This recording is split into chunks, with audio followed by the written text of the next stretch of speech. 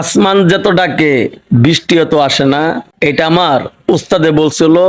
আমার উস্তাদে একটা বিপদ পড়ছিল। ওই সময় অনেক আসমান ডাকছিল।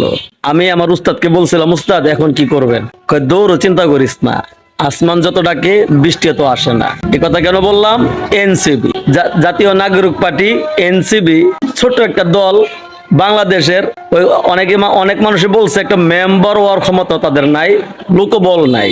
তারা যদি 30টা আসন পায়, বাংলাদেশের প্রত্যেকটা জেলায়, উপজেলায়, ওয়ার্ডে, গ্রামে, অঞ্চলে, প্রত্যেকটা জায়গায় ইসলামী আন্দোলন বাংলাদেশের কমিটি আছে, লোকজন আছে।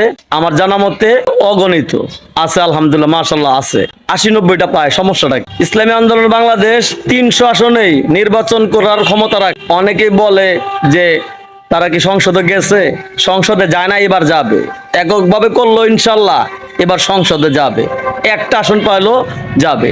কিন্তু আসন সমঝোতার ভিত্তি, ওয়ান বক্স পলিসি, এটা শায়েখে চরমোনাই সর্বপ্রথম উদ্যোগ নেন।